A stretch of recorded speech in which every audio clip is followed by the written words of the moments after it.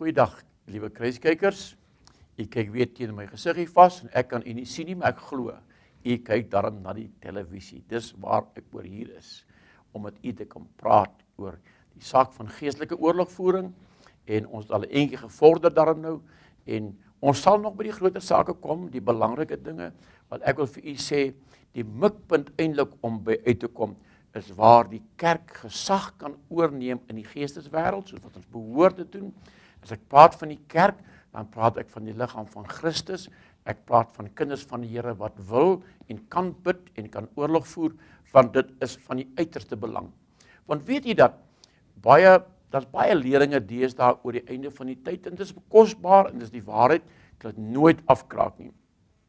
Maar weet jy wat ek sien, daar's 'n tendens dat mense in die kerkewêreld sê, ag, dis maar die gees van die tyd, ons moet maar verlief neem daarmee.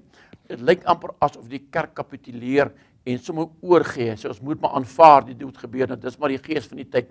Maar ek wil waag om vir u te sê, daar's nie 'n tyd vasgemaak oor wanneer die Here Jesus kom nie. Daar's dinge wat dit kan vervroeg, dinge wat dit kan vertraag. En ek sal graag wil vertraag, nie om snaaks te wees nie, maar om geleenthede te kan skep vir die kosbare siele wat nog nie gered is nie, om ook die evangelie van Jesus Christus te kan hoor en daarop te kan reageer, dat hulle gered kan word. So as ons nou haastig is dat Jesus moet kom, die tyd moet nou kom en die verdrukking en die wegraping en al die dinge wat daarmee saamgaan, dan is dit nou baie lekker om te sê, ek gaan hemel toe, maar weet jy, daar gaan duisende mense wees wat nie die evangelie van Jesus gehoor het nie. So die geestelike oorlogvoering kan die openbaring van die antichrist vertraag. Dit kan, en ek wil dit graag ook doen, sodat daar meer geleentheid kan wees vir mense wat die evangelie van Jesus verkondig, om mense nog tot redding te bring. Nou, dis nou maar die basiese rede waaroor dit gaan, en ek gaan nog so 'n paar van die bekende vyande met u deurgaan, die loop van vanoggend of vandag, en ek vertrou dat u daar ook iets uit kan leer. Want dit is baie belangrik dat ons hierdie klein vossies moet kan beheer. Kinders van die Here, hoor wat ek vandag vir u sê. Ons het 'n verantwoordelikheid, is op ons geplaas deur Jesus Christus self, deur sy woord en die werking van die Heilige Gees. Ons moet hierdie dinge beveg. Dis nie meer 'n kwessie van wil of ek het lus nie. Dis die werk van die bidders. Daar's so baie mense wat sê, ek is by 'n intersessiegroep. En dan daardie intersessiegroep word uiteindelik net 'n aangename tydjie saam met 'n klompie dames of 'n klompie mans, drink 'n koppie tee en eet 'n stukkie koek en 'n beskuitjie of 'n bietjie versnapperinge wat hulle vooraf vervaardig en dan reggemaak het om dit aangenaam te maak. En dan wanneer dit regtig kom by intersessie is eintlik waar mense geestelik oorlog voer teen hierdie geeste wat ek nou besig is om met u te hanteer en te behandel. Al is hulle hoe klein en lyk hulle ook vir jou hoe onbenullig. Dis die werksveld van die intercessors. En intercessors behoort eintlik hierdie kursus ten volle te loop of by te woon of 'n korrespondensiekursus te kry, want ek bied ook op 'n korrespondensiekursus aan. Ook die gebedsskool is op 'n korrespondensiekursus. Hierdie geestelike oorlogvoering is op 'n korrespondensiekursus. Jy kan by my stel, my telefoonnommer, my e-posadres en die webtuiste se adres gaan op die skerm verskyn en u kan dit daarop kontak en my kontak in dit bestel en ek kan vir u beskikbaar stel. Nou, vandag wil ek so 'n bietjie verder gaan oor hierdie bekende vyande of klein vossies wat die wingerd verniel. En ek wil so 'n bietjie met u praat oor gewelddadigheid. Jy weet, dit is 'n bekende saak in Suid-Afrika. Opstokery, stakings. Daar's talle mense al wat nou nog in die hof dien en ondersoeke. Mense wat doodgeskiet is. Mense wat mishandel is. Ag, daar's so, ek kan so baie van dit opnoem. Ek dink u Suid-Afrika woon, ken al die dinge wat ek van praat. Maar weet jy, gisteraand toe hoor ek nou by my seun van 'n jong man in die dorp waar hulle bly, waar hulle op 'n kamera by 'n vulstasie waar iemand gaan brandstof in sy motor insit het. Toe staan die kameras reg voor die kamera gebeur is afgeneem hoe twee mense 'n woordewisseling het met mekaar. 'n jong man van 19 en 'n ouer man En skielik op die kamera kan jy sien, kom daar 'n man van ergens vandaan, en hy slaan hierdie jong man met 'n vuishou op sy gesig. En my seun sê, op die kamera kan jy sien, jy kan sien, toe hy hom slaan, is daai man uit op sy voete, en hy val. Maar hy val met sy kop teen 'n randsteen daar by die brandstofpompe. En kry bloeding op sy brein, en die nag is daardie jong man dood van dit. Nou, dit was so onnodig. Dit is onnodig. Iewers is daar mense wat huil oor hulle seun, hartseer, droefheid, en droefheid op homself is weer 'n ander deur wat mense kan oopmaak, oormatige droefheid. Ek praat van ondervinding, kan jou afvat afgrond toe hoor. En hartseer, en verwyte wat kom, en vergelding. Mense kan daai ou in die hande kry, sê die ouers of die broer of familie, dan slaan ek hom dood, en so gaan die ding aan en aan en aan en aan. Dit word na so 'n groot reuse wolk en 'n storm en 'n oorlog. En dit kom deur een persoon wat deur 'n gees van gewelddadigheid gehoorsaam gewees aan daai gees, en daai jong man gaan slaan het met iets wat met hom blykbaar niks te doen gehad het nie. Hy was nie deel van die woordewisseling nie, maar is 'n gees. Mense, ons moet daai gees by ons kinders van kleintyd af vasmaak en bind en bestraf. En ons kinders vrywaar van dit deur wat ons oor hulle spreek. Hoe kan ek dit doen? Jy kan oor jou kind al die pad van kleintyd af kan jy oor hom maak. Ek maak 'n gees van rustigheid oor my kind los. Ek roep 'n gees van vrede oor hom. Hy sal nie gewelddadig wees nie. Hy sal nie of sy sal nie 'n bekleier wees nie. Hy sal nie betrokke wees by sulke geweld nie. Ek maak hom los van dit. Jy gaan vir my sê, maar dit klink half sinneloos. Mense, jy kan nie dink hoe belangrik dit is nie. Ek kyk toevallig gister op die televisie na 'n program waar iemand met Benny Hinn praat. Sy 'n pediater, 'n dokter wat kinders behandel. En hy sê hoe belangrik dit is dat 'n kind moet eintlik van 2-jarige ouderdom af moet jy jou kind Vitamiene D ingee sodat sy gebeente kan versterk. Want as 'n kind klein is en hy breek so maklik bene of breek 'n vinger of breek 'n arm, moet jy weet is om 'n tekort aan Vitamiene D. Ek praat uit sy mond uit, ek is nou nie 'n kenner van dit nie. Maar wat belangrik is om te sê daar is dat jy moet ook na die fisiese kyk na jou kind. Kyk na sy welstand, maar net so na die geestelike, want al is 'n kind 2 jaar oud, hy het 'n gees hoor. En daardie gees kan gehaak word aan die gees van gewelddadigheid, sonder dat jy dit weet. As jy dit as 'n voorbeeld in jou huis kry, dan is dit verseker, hy gaan dit ook aanvat vorentoe en dit verder voer.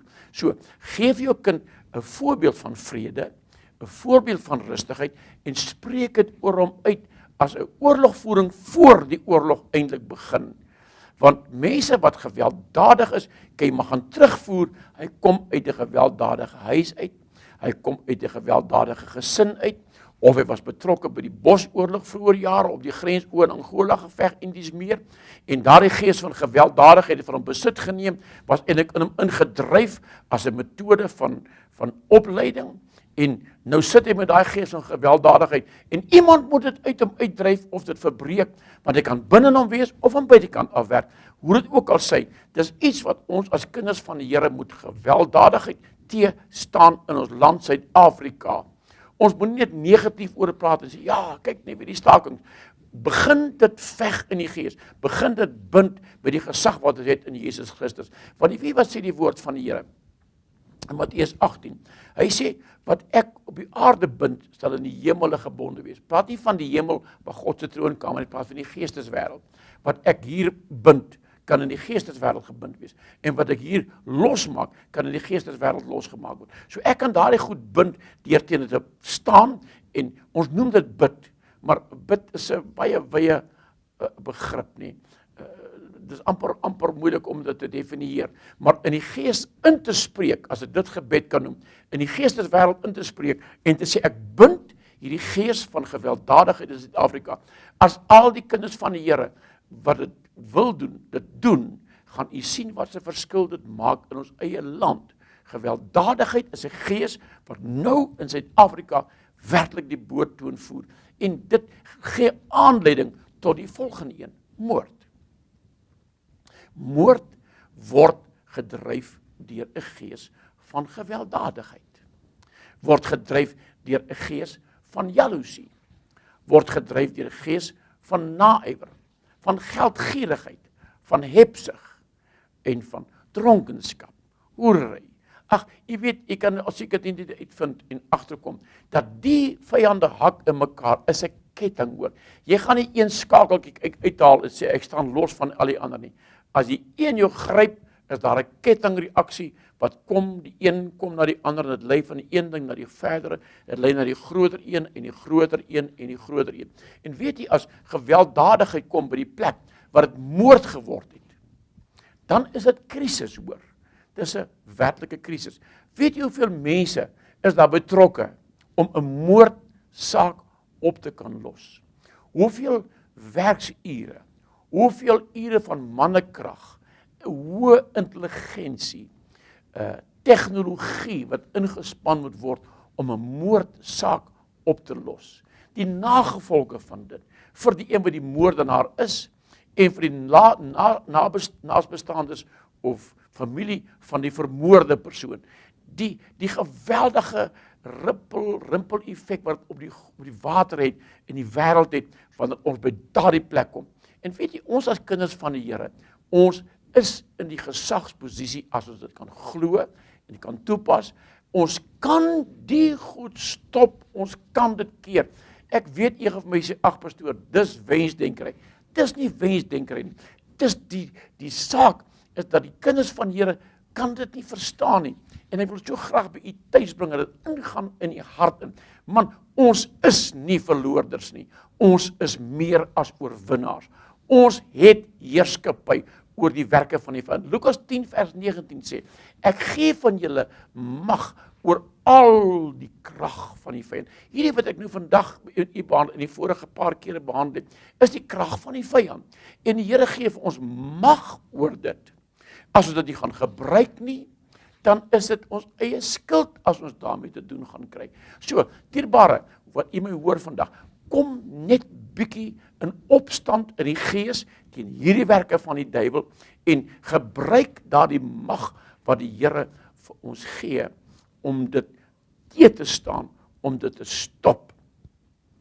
En das saam met die moord, eerlikheid, die goed hak so in mekaar nie, dis amper half soos 'n storieboek man, jy kan dit nie glo nie, hoe die een lei na die ander een, en na die moord is daar soveel weer 'n keer die bedrog wat daarby opkom, mense wat hulle moordplanne verdoesel en die skuld op iemand anders laat skyn, dat mense bedink dis daai een, dis dalk daai een, en hulle word so, die gees van die vyand het al so in hulle beheer, dat die gees van die vyand, wat in die geestesriem kan sien, ons vreeslike oog kan nou nie daar sien nie, maar die gees van die vyand kan daar sien. Hy kan sien wat doen die mense wat die saak ondersoek, en deur die gees van bedrog kan hy mense so verblind en so mislei, dat hulle kan jare en jare vat om 'n moordsaak op te los, as gevolg van die bedrog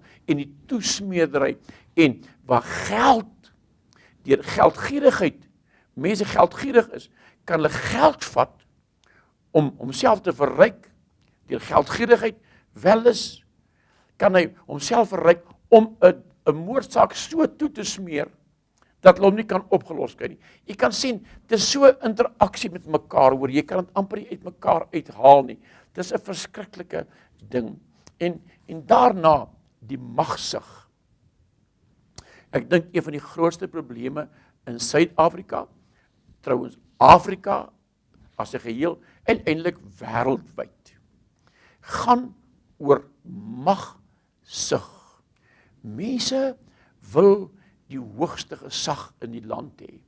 Hy wil kan seëvier, hy wil die laaste sê kan hê. Dit werk in huwelike, waar jy baie keer kry, die man sê, ek is die man, ek is die laaste sê, of hy weet baie keer iets verkeerd, maar net om te sê, ek is die baas in die huis. Dan doen hy dinge, want hy het 'n gees van magsig. Of die vrou sê, jy sal my nie oorheers nie, ek sal jou wys. En uiteindelik bieg die man maar vir die vrou, en sy beheer maar sy lewe, sy beheer die huis, uit magsig. En so gaan het uit na dan, by die skole, so gaan dit uit by die universiteite, so gaan dit by die fabriekswese, by die besigheidswêreld en so gaan dit uit by die politiek, wat almal in magsposisies soek. Hulle wil daar bo kom, waar hy baie geld kan verdien, gedryf deur geldgierigheid, wil hy bo kom om mag te kan hê, meer geld te verdien. So, dit is so 'n siek wêreld daar buitekant in die geesteswêreld. En die enigste mense wat iets daaraan kan doen, is God se mense wat wedergebore is, wat die krag van die Heilige Gees het, wat gereinig is deur die bloed van Jesus Christus. Ek praat met u vanmôre wat na my luister. U wat vandag sê u is 'n kind van die Here. Hierdie goed is ons verantwoordelikheid. Dis omdat die kinders van die Here deur die jare verslap het en maar agteroor gesit het en 'n gemaklike lewe gelewe het en vriend geword het met die pastoor of die dominee, 'n goeie verhouding het en die kerk nou maar geniet. Mense gaan kerk toe omdat dit vir hom lekker is by die kerk, omdat die prediker mooi preek, daar's mooi sangitemme en daar's mooi mense daar, gaan hulle maar kerk toe. Maar hierdie belangrike goed lyk vir hulle hulle is so bang om daarbey betrokke te raak. Hulle wil niks met die okkulte te doen nie. Hulle staan terug en sê, nee, ek wil nie daaraan raak. Dis jammer, want dis hierdie goed wat die kerk se gesag opvreet.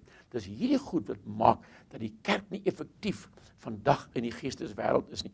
Te lank het ons daarmee getaan, te lank het ons in die gemakstoele gesit, te lank het ons mooi praatjies gepraat en mooi preke gepreek. Ek weet ek het in hierdie kursus sover op baie mense se tone getrap en ek het dit nie gedoen om u seer te maak nie, maar net om daai iets binne in jou wakker te maak en te sê, man, ek sal hom wys, ek gaan dit regkry en ek sal so bly wees as mense so besluit neem. Want weet jy, dierbares, magstig het ook sy plek in die kerk gekry, hoor.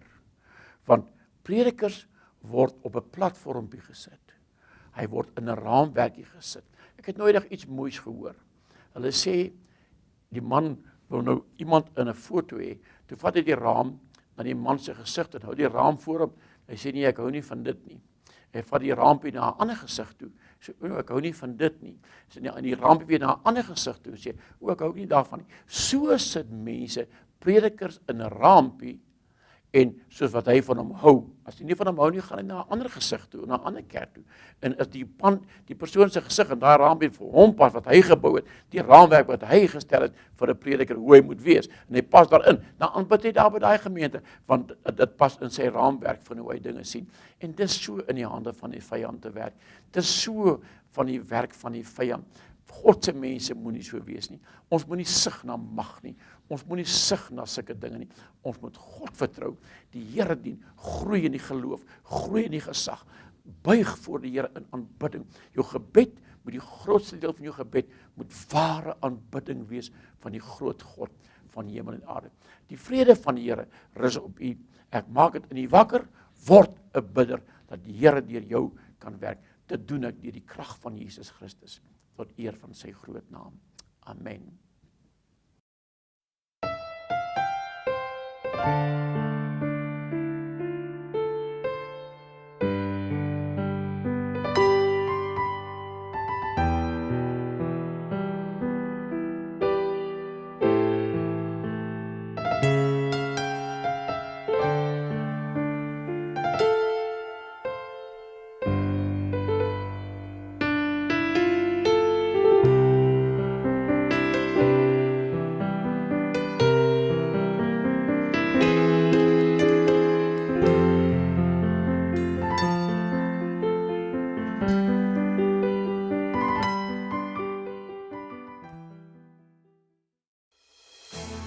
Het jy al ooit gewonder oor wat dit prakties beteken om van Jesus Christus te getuig?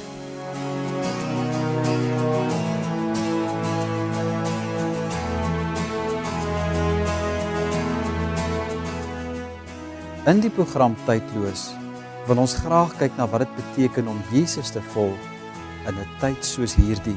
Ons wil graag met hierdie program alle gelowiges inspireer om te gee en met deernis uit te reik na hulle wat dit so nodig het. Onthou, die evangelie van Christus is die goeie nuus wat vir alle geslagte tydloos in waarde is. Moenie hierdie program mis nie.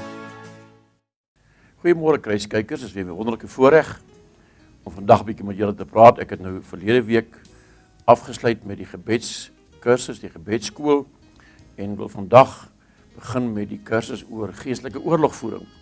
Maar gedink, ek moet miskien net so 'n paar van my boekies aan julle bekendstel, wat gaan oor gebed, en wat sommige is nou al gedruk deur die drukkery, anders nog nie daar nie, maar hulle is beskikbaar in elk geval, en ek wil u aanmoedig om daarvan te kry. Daar's ook 'n korrespondensiekursus op die gebedsskool, wat 'n handleiding insluit, dat net vir u wys is 'n handleiding, en daarbey is daar 3 CD's, wat opgeneem is tydens 'n aanbieding by 'n gemeente, en die 3 CD's gaan nie toe, nog elke bladsy het nou 'n skyfie op, of 'n blaadjie op, en genoeg plek vir notas, en dan is daar 3 CD's wat die handleiding nou toelig, en dan kan jy lekker op jou eie tyd gaan sit en luister, en weer luister, om sodoende uiteindelik die ding agter die kap van die Bybel te kan kom, waaroor gaan gebed, want dit is ongelukkig so, dat baie mense wat nie die program gekyk het nie, wat graag meer wil weet oor gebed, net eenvoudig nie by die punt kom nie. Daar's baie boeke oor gebede, baie diep studies, en ek vertrou dit is baie goed, maar hierdie gaan u baie makliker help. Want ek 'n boekie oor 'n geesbeheerde lewe. Nou hierdie geesbeheerde lewe is 'n baie belangrike saak. Jy weet, as ons in die Bybel kyk, hoe dat daar by tye die Here Jesus by mense bose geeste uitgedryf het, onder andere die besetens van Gadara, en op ander plekke jong kinders selfs, wat aanvalle gekry het, en in die vuur geval het, en so gebrand het, en seer gekry het, en dat die Here Jesus dan 'n gees uit daardie persoon uitdryf, en dan word daardie persoon of persone heeltemal normale mense. Jy sal sien in die skrif, dat die besetens van Gadara, nadat al die mense hulle gevrees het, en die Here Jesus daai bose magte uitgedryf het in die varke in, toe het hy saam met die Here Jesus aan tafel gesit en eet soos 'n normale mens.